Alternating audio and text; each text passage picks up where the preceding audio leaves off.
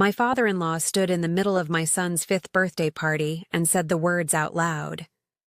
Before one more dime of family money goes to that boy, we need a DNA test. 30 guests. Balloons tied to chairs. A superhero cake with 5 candles still unlit. My son looked up at me. He didn't understand the words, but he felt the room go cold. I stood there holding the lighter. My hand didn't shake. Because I already had the DNA results in my email. I'd run the test 4 months earlier. But that wasn't the secret that was about to detonate this family. My husband, Mark, the golden child, the heir, the favorite son, was about to tell them the truth about his father. And when he did, everything they believed about bloodline and legacy and family purity would collapse. So let me take you back, because you need to understand how we got here. Where are you watching from, and what time is it there? Hit the like button. You're going to want to remember this one. I met Mark 6 years ago. He was kind, steady, the kind of guy who remembered your coffee order and called his mom every Sunday. His parents were different. The first time I met them, his mother looked at my hands and said, "Oh, you have your nails done." How nice. It wasn't a compliment. His father shook my hand for exactly 2 seconds. Then he turned to Mark and said, "We'll talk later." I'm a research analyst. I spend my days tracking data, finding patterns, documenting trails that other people miss. So I noticed that his mother never asked about my job, only about my parents' jobs. I noticed that his father always had an excuse when we invited them to dinner at my apartment. I noticed the way they looked at Mark when he told them we were engaged. Not happy, worried. When our son was born, the comments started. He has such unique features. I wonder who he gets that nose from. Are you sure about the due date? Mark would laugh it off. Mom, stop. He looks like a baby. But I'm a researcher. So I started keeping records, screenshots, voicemails, a folder on my desktop labeled Evidence, time-stamped and backed up to the cloud. I didn't know what I was building a case for. I just knew I'd need it. Then 6 months ago, Mark's grandmother died. She left him a safety deposit box. And everything changed. Mark started spending hours going through old documents, letters, photos, bank statements from the 80s. He wouldn't tell me what he'd found. He just said, "I need to be sure first." 2 weeks before the birthday party, I came home and found him at the kitchen table, surrounded by papers. His face was pale. "They're going to go after him," he said. "I can feel it. And when they do, we need to be ready." I didn't understand then, but I saved everything he showed me, because that's what I do. The party was Mark's father's idea. "Let's do it at our house," he'd said. "We have the space. We'll invite the whole family." I should have known. We arrived at noon. The decorations were already up. His mother had hired a party planner. Everything was perfect. Too perfect. By 1 o'clock, the living room was full. Mark's aunts, uncles, cousins. People I'd met twice. People I'd never seen before. My son was opening presents. He was laughing, happy, surrounded by wrapping paper. That's when Mark's father stood up. He didn't wait for cake. He didn't wait for a private moment. He just cleared his throat, and the room went quiet. "I want to say a few words," he began. "About family, and legacy, and what we pass down to the next generation." I felt Mark tense beside me. "We've always been a close family," his father continued. "We take care of our own, but we also believe in clarity, in truth." He turned and looked directly at me. "So before we move forward with the education trust fund we've set up, we're going to need some documentation. A paternity test. From an accredited lab." Someone gasped. "I think it was Mark's sister." "It's not personal," his father said, smiling. "It's just good fiscal stewardship." His mother stood beside him, hands folded. She didn't say a word, but she nodded. Mark's uncle, his father's brother, raised his glass. "Makes sense to me." I looked at my son. He'd stopped opening presents. He was staring at me, confused. Mark's hand found mine under the table. He squeezed once. Then he leaned close and whispered, Let them. Give them exactly what they're asking for. His voice wasn't scared. It was sharp, controlled. It was the voice of someone who'd been waiting for this. We left the party early. No one stopped us. That night, the email arrived. Subject line, family clarification, action required. Mark's father had sent it to 43 people, aunts, uncles, cousins, even family friends I'd never met. The body of the email was 3 paragraphs of polite, venomous text about ensuring lineage clarity and protecting the family's financial future. At the bottom was an attached PDF. Trust amendment paperwork. Already drafted. Waiting for signatures. My phone started buzzing. Text after text. Is everything okay? We're praying for you. If there's anything you need to tell us. I turned my phone face down. My hands were shaking now. Mark was in our son's room, reading him a bedtime story. I could hear his voice through the door, calm and steady, like nothing had happened. When he came out, our son was asleep. He asked me why Grandpa doesn't like him, Mark said quietly. That broke me. I sat down on the couch and put my head in my hands. Mark sat beside me. He opened his laptop. I need to show you something, he said. He pulled up a folder. Scanned documents. Lab reports. Letters in his grandmother's handwriting. I didn't want to believe it, he said. But she left me everything. She wanted me to know. He opened the first file. And I saw it. A DNA test. 20 years old. Mark's name at the top. And a result that changed everything. First, I showed him mine. I'd already had the test done. The day after his mother asked me for the 3rd time if I was sure about the due date. I pulled up the email. Open the PDF. AccuDNA Laboratories. Accredited. Official. Alleged father. Mark. Probability of paternity. 99.97%. Mark looked at it for 5 seconds. Then he nodded. I figured, he said. You're smarter than all of them. Then he turned the laptop toward me. Now look at this. The document was old. Scanned from paper, slightly faded. Same lab, different year, 2003. Test subject, Mark, age 15. Mother, Linda, his mother's name. Alleged father, Richard. His father's name. I scrolled to the bottom. Probability of paternity, 0.0%. I read it twice. Then I looked up at him. Your grandmother ordered this? She paid for it, Mark said. She kept it in a lockbox for 20 years. And when she died, she left me the key and a note. He slid a handwritten card across the table. The note was short. Just one line in shaky cursive. You deserve to know the truth. I'm sorry I waited so long. I stared at the test results. At the 0%. The man who'd just demanded proof of my son's bloodline had been lying about his own for 34 years. Does he know? I asked. Mark shook his head. No one knows, except my grandmother. And now us. He closed the laptop. But they're about to. Mark's father didn't wait for our response. 3 days after the party, he sent another email. Family meeting. This Sunday, 2 p.m. Attendance mandatory. The location was their house. The estate. The same place where he'd humiliated us in front of 30 people. Mark's sister called me that night. He's been preparing, she said. He has a slideshow. He hired someone to look into your past. A private investigator? I think so. He's got photos, timelines. I don't know what he's trying to prove, but he's obsessed. I felt cold. Why are you telling me this? I asked. She was quiet for a moment. Then she said, because you have a kid. And I watched what he did to Mark growing up. The control. The way he had to be perfect, always.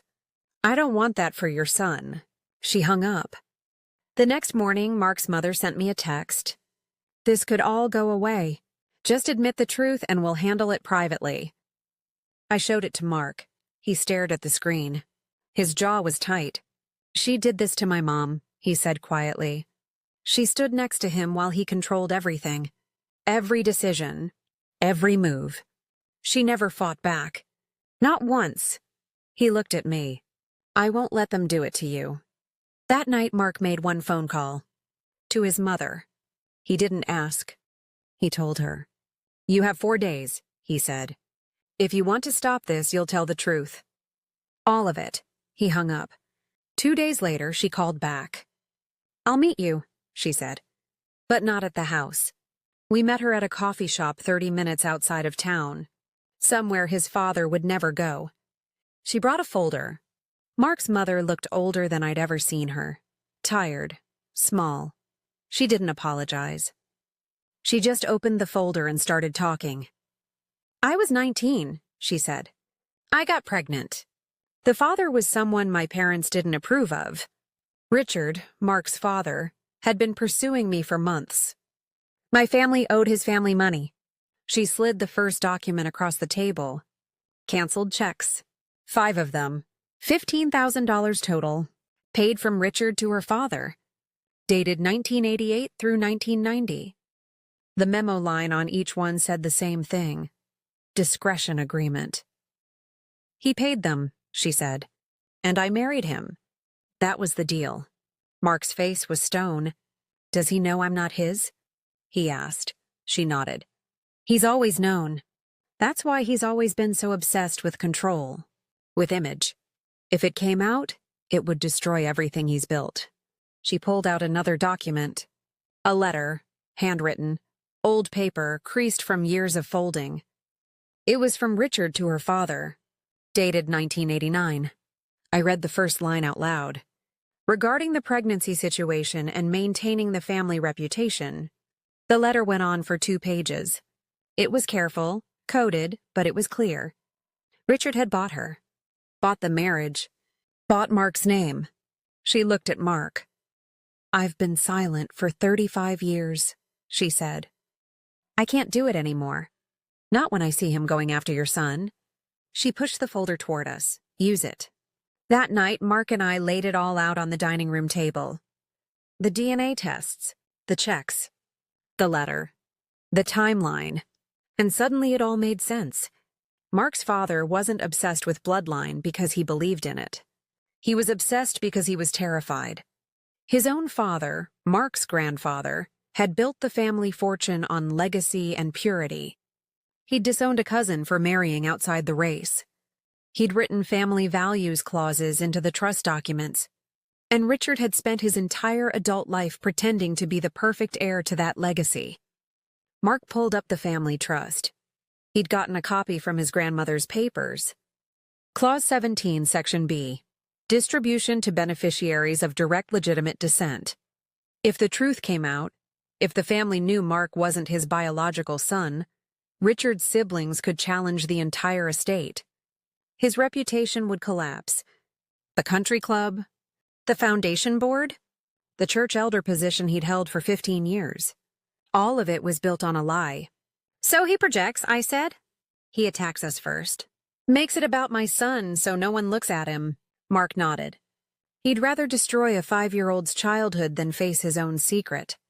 I looked at the pile of documents. What do we do? I asked. Mark picked up his phone. He opened the email from his father. The one with the subject line, Family Meeting, Sunday 2 p.m. He hit reply. He typed one sentence. We'll be there, and we'll bring the DNA results you asked for. All of them. He hit send. Then he looked at me. Now we get ready? We didn't hire a lawyer. We didn't leak anything early. We did something simpler. We accepted his invitation. We spent the next 3 days organizing, printing, arranging every document in chronological order. I made a single USB drive. I labeled it in black marker, Family Truth. Mark's mother called on Saturday. I'm coming tomorrow, she said. And I'm sitting with you, not him.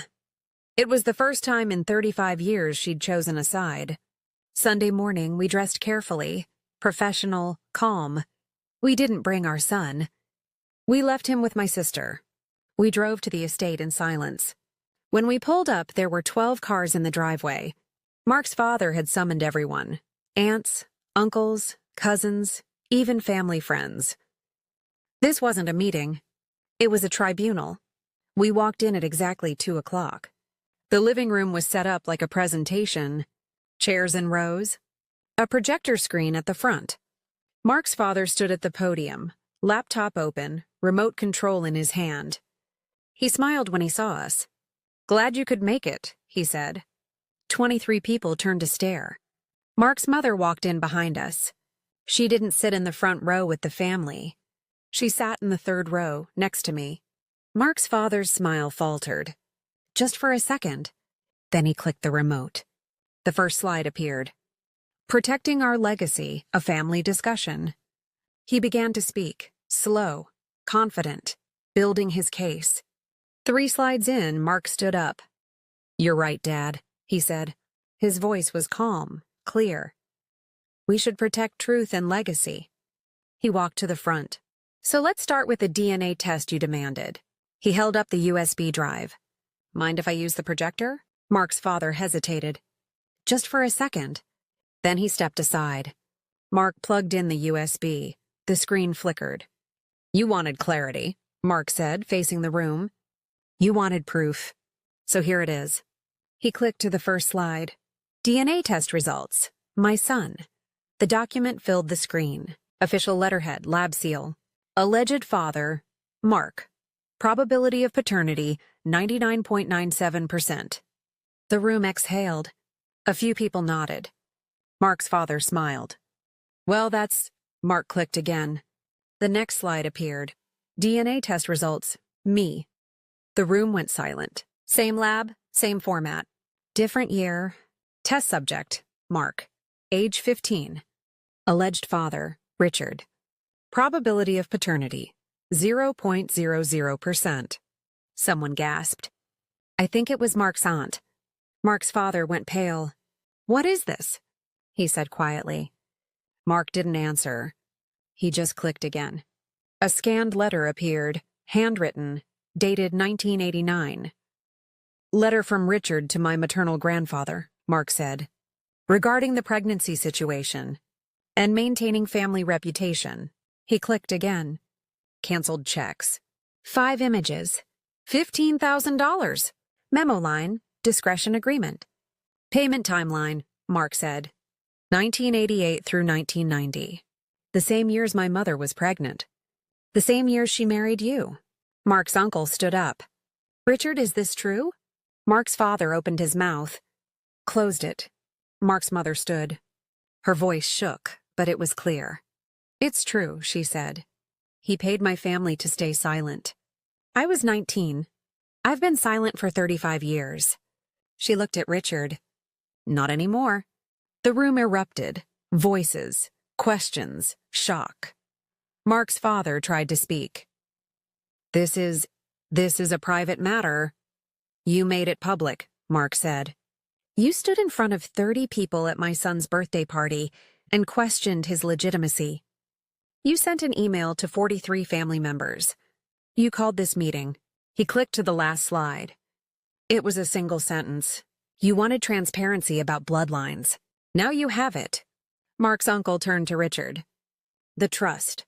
Clause 17. If you're not the biological father..." Richard's face went from pale to red. "Don't," he said. But it was too late. Mark unplugged the USB. He looked at his father. "You spent 34 years controlling this family with fear and image," he said. "You're done controlling mine." We walked out. Behind us, the shouting started. We didn't go back to the house that day. We picked up our son from my sister's. We went to the park. We let him play until the sun set. He never asked what happened at the meeting. He was 5. He just wanted to go on the swings. That night, the calls started. Mark's sister, his cousins, even his uncle. "Is it true? Do you have copies of those documents? What happens to the trust now?" Mark didn't answer most of them. He sent one group text. "It's all true. If you want details, ask Richard." We're done. Over the next 2 weeks, the family fractured. Richard's brother hired a lawyer. So did 2 of his cousins. They wanted the trust audited. They wanted to know what else he'd hidden. Half the family stopped speaking to Richard. The other half tried to stay neutral and failed. Mark's mother filed for legal separation. Not divorce, not yet. But she moved out. She rented a small condo 20 minutes away. She started therapy. She got a part-time job at an art gallery. For the first time in 35 years, she had her own bank account. We didn't pursue legal action against Richard. We didn't need to. The truth was enough. Within a month, he'd lost his position as church elder. The foundation asked him to step down from the board, quietly. For personal reasons. The country club didn't revoke his membership. But people stopped sitting with him at dinner. Mark and I made one decision together. We set boundaries. In writing. Delivered via email. No unsupervised visits with our son. No financial gifts with strings. No more access to our lives unless Richard entered therapy and issued a real apology. He never responded. 6 months later, Mark reached out to his biological father. They met for coffee. It was awkward, careful, but it was real. Mark's mother came with him. It was the first time they'd seen each other in 36 years. They didn't rekindle a romance. They just talked, closed a loop, made peace. A year after the meeting, my son started kindergarten. He video calls his grandma every week. She shows him her art studio. She's taking painting classes now. She laughs more. He doesn't ask about Grandpa Richard anymore. He's happy, safe, surrounded by people who chose to love him, not people who demanded proof. And that's the point. The people most obsessed with others' legitimacy are usually running from their own. Mark and I didn't win because we destroyed Richard. We won because we set boundaries and walked away. We chose peace over power, truth over image. And our son gets to grow up knowing that love isn't about bloodline. It's about choice. If you've ever dealt with a family member who projected their shame onto you, drop a comment. I read everyone. Would you have handled this differently? Let me know below. Hit subscribe if you believe boundaries are stronger than bloodlines. And if you're wondering, yes, Mark and his biological father still meet for coffee once a month. It's quiet. It's healing. That's a story for another time. This has been a fictionalized dramatization for educational and entertainment purposes. It is not legal or financial advice. If you're facing family conflict, please consult a licensed professional. Thanks for watching.